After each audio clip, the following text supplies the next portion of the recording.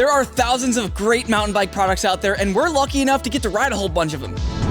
In this video, we're going to talk about our shop's favorite products that we used in 2024, as well as some of the products our customers had great experiences with. So let's check it out.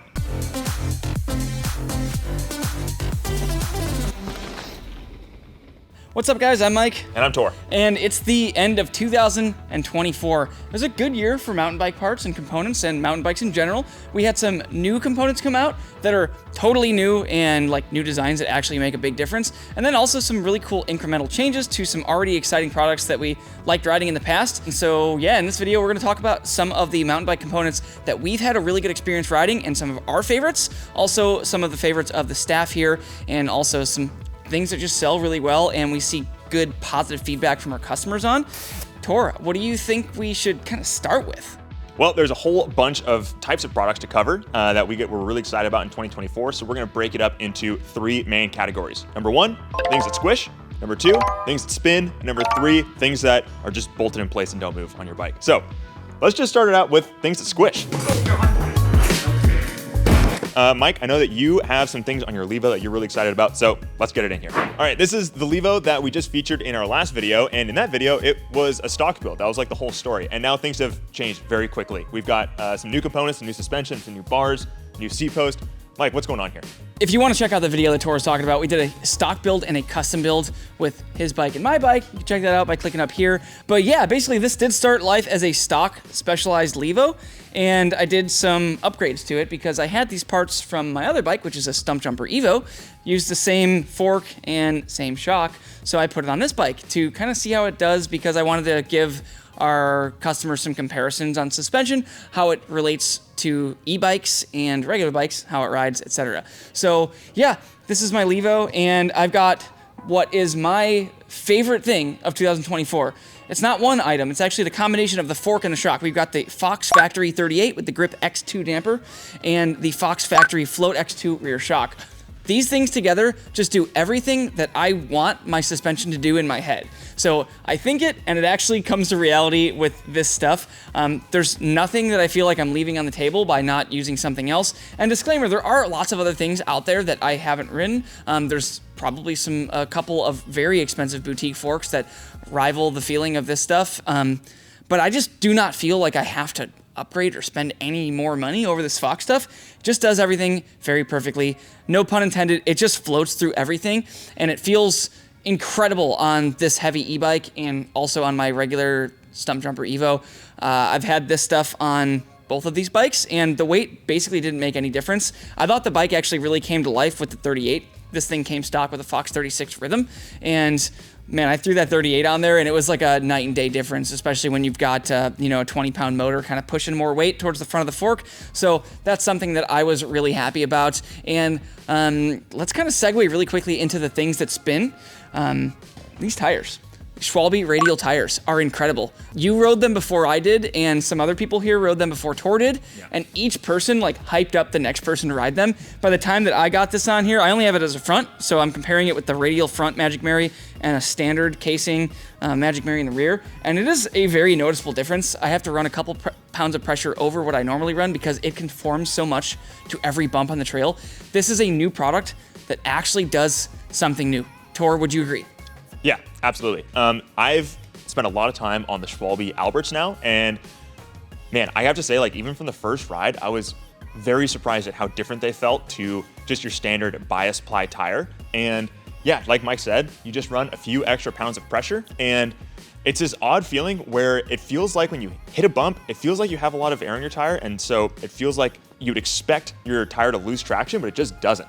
It just keeps on gripping, and I've almost had to like recalibrate my brain and let it relearn where the limit of grip is, because you can just run more air in these tires and have, great rolling resistance and great grip. It doesn't make any sense. And so, yeah, I don't really understand it, but the Schwalbe Radial Tires, like Mike said, are actually new, something completely different that we've all been really excited about. I think every single one of us at the shop has at least one of these tires on our bike, and we've been loving them. Just like from the first ride to now, it's been purely a positive experience with the Schwalbe Radials. And this is tires are a consumable product, and so you're gonna go through tires at some point. You may as well throw the radials on there, try them out, try something new out, and we really recommend them. I do think you're gonna like them a lot. The cool thing about these, you don't even have to ride them to see the benefits of how they're gonna react to the trail, because you can just push down the knobs with your thumb and it conforms the tire like crazy. So just pretend this is a rock or a root and it just conforms right around it. It is super cool. And before we do get my bike out of here, I wanted to talk about one other thing that I really like and our customers really like because it's a best-selling product. These OneUp carbon handlebars. They're super comfortable to ride. Definitely an upgrade over like the stock bars that came on this bike, and definitely just an all-around great performer if you're looking to reduce hand fatigue. Not only do I think that this is gonna be a good upgrade for you, but pretty much all of our customers, because they all rant and rave about these things as well. So definitely love these. These bars on this bike are the OneUp E-bars. These are their e-bike specific bars. They make the E-bar and then the normal carbon bar. The E-bars have a little bit more flex in them than the standard bar. And so, yeah, there's definitely different ways to moderate how much flex your bars have. If you have a normal bike, you can still get the E-bars. If you have an e-bike, you can still get the normal bars, but something to consider, there's different amounts of flex you can get with the carbon bars from OneUp. All right, I think we should now get your bike in here because we're gonna get back on the topic of things that spin and talk about some cool wheels that you've had a great experience on, that bike and another. So let's get yours in here. All right, this is Tor's Stump Jumper 15. Very similar to the Levo, but the acoustic version, you could say. So Tor, talk about some things that spin that you like.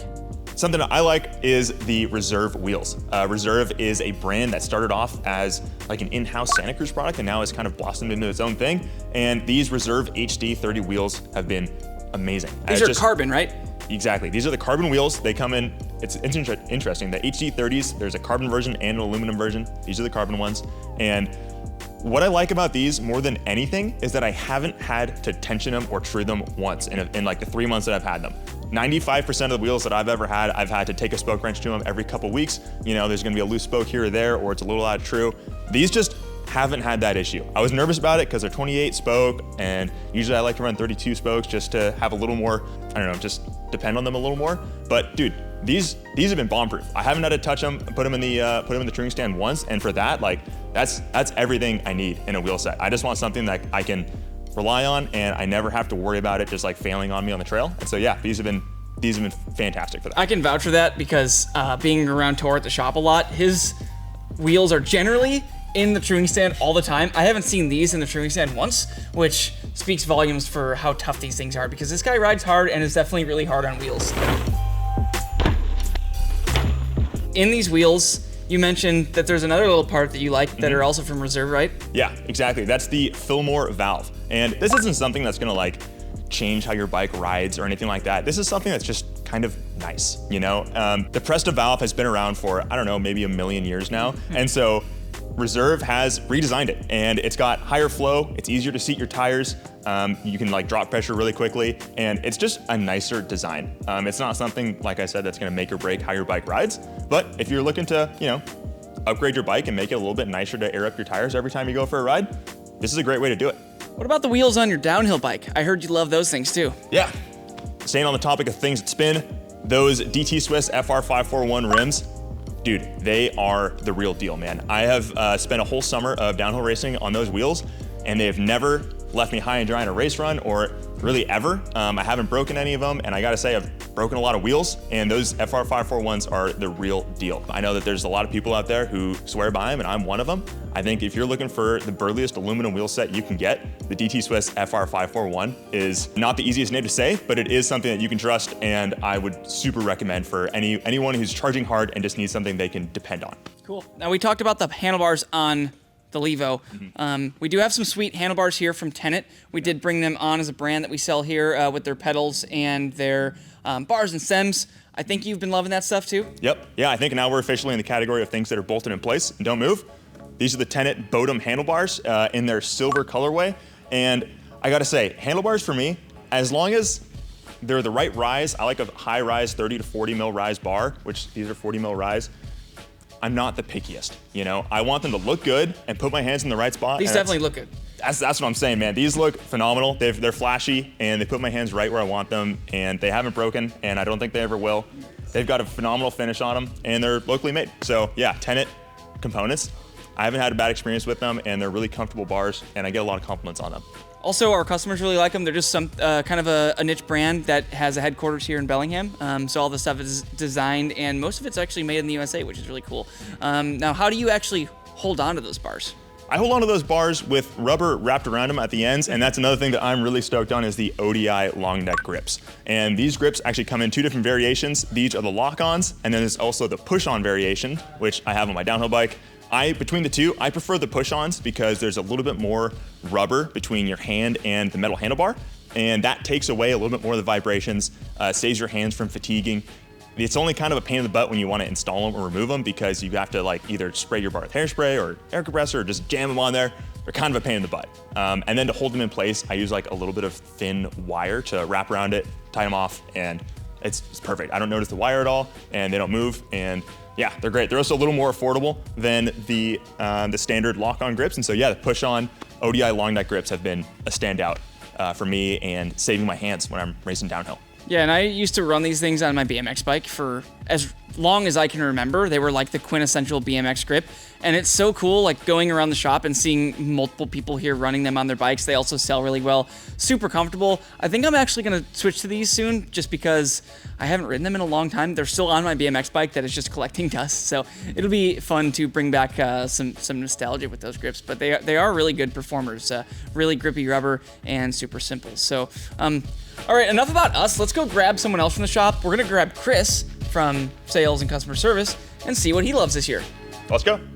We're here with Chris. He is the most devoted bike commuter here at the Losco. And Chris, you want to tell us what you do here and what kind of bikes you ride? Yeah, totally. I do all of the kind of sales and customer service. I ride all sorts of bikes. I've got a couple trail bikes. I've got a downhill bike. I do have an e-commuter. I'm lucky to live close enough to the shop that I can commute on the e-bike every day. Sweet, man. Well, what are some mountain bike products that you've ridden a bunch in 2024? Doesn't necessarily have to be something that's brand new this year, but just something that you've ridden in the last 12 months that you've been really excited about.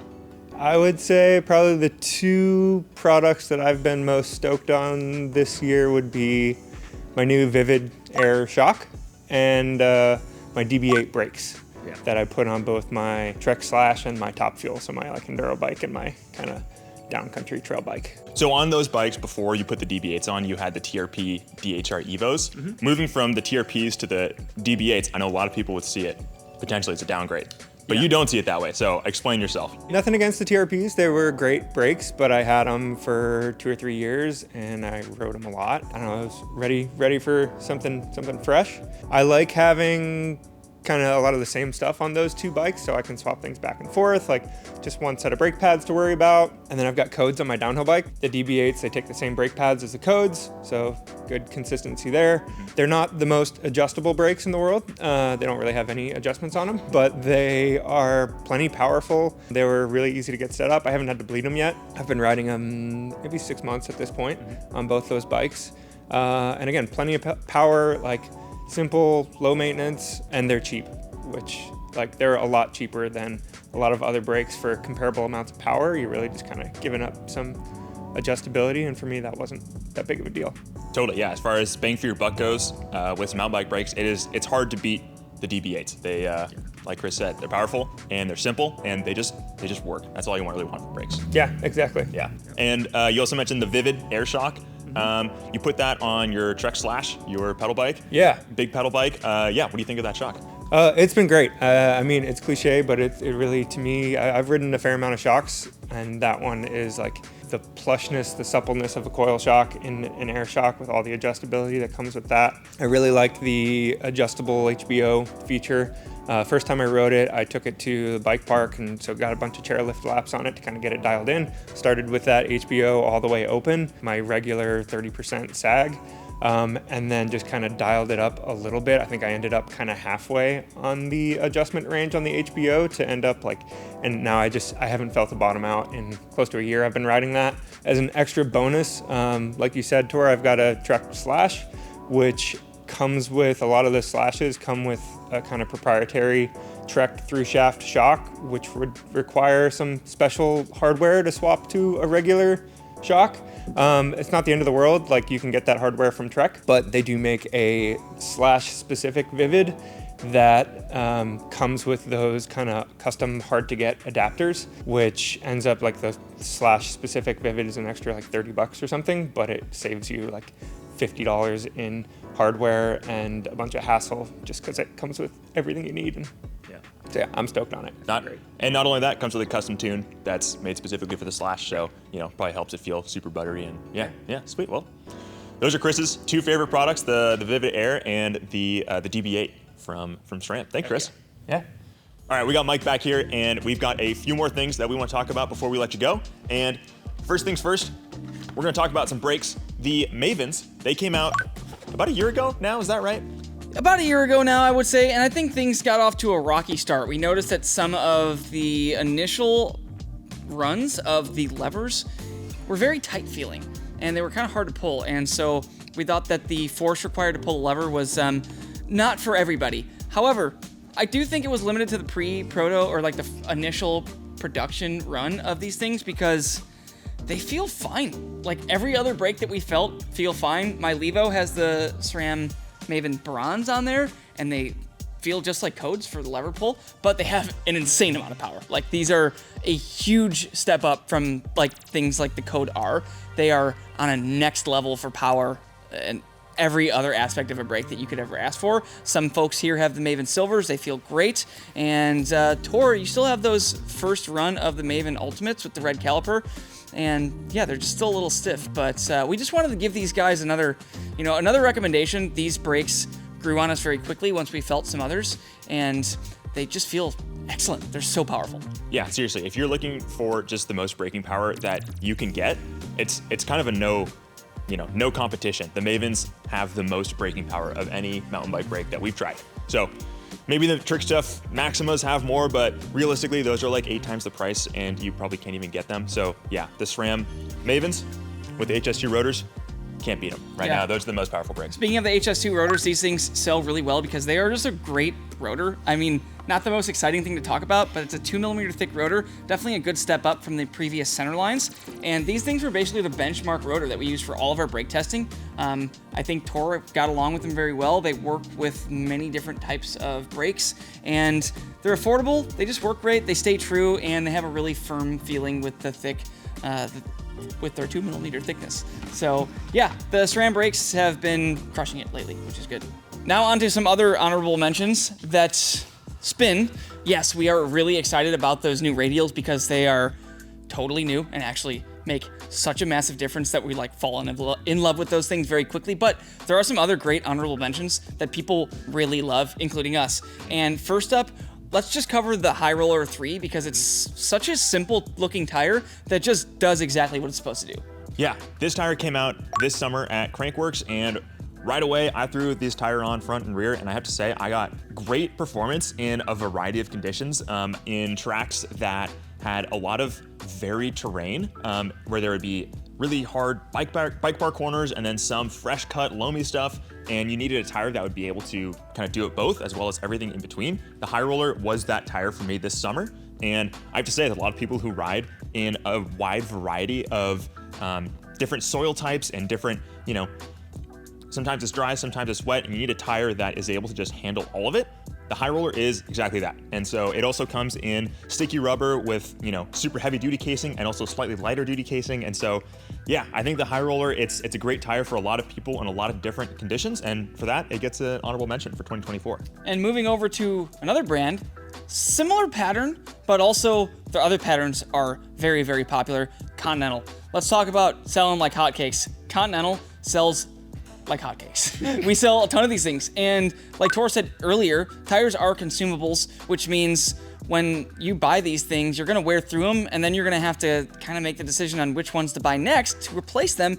And we sell so many of these that it's very obvious that people are loving them, wearing them out, and then replacing them with more Continentals. So, we just hear such positive things, and some people here at the shop have tried them out, including Tor, and have had great luck. These are the Argotals. This is like the very mixed condition tire that works very good in the wet conditions that we have right here, like those shoulder seasons, fall and spring, but also through the wintry mud. But then there's also the Cryptotals or Cryptotals.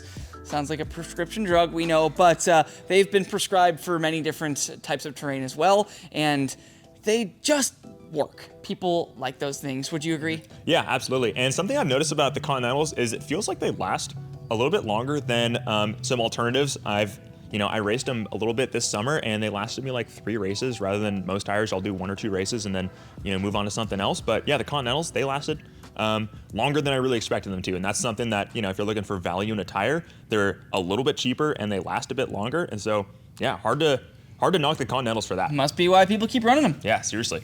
All right, Tor. That's basically a wrap for 2024. Let's move to 2025 and just hope that things just keep getting better. I'm really excited to ride these radial tires some more, and I'm actually interested to see if that kind of trickles into other brands of tires. That's what I'm most curious about. But let us know in the comments, what was your favorite mountain bike part from 2024? It could have been a small component, a big component, or maybe just a whole new bike or a really cool adventure. Let us know in the comments. We'd love to hear. Yeah, thanks for watching, guys. Hit the subscribe button if you want to see some more videos like this in 2025, and we'll see you later. Peace. See ya.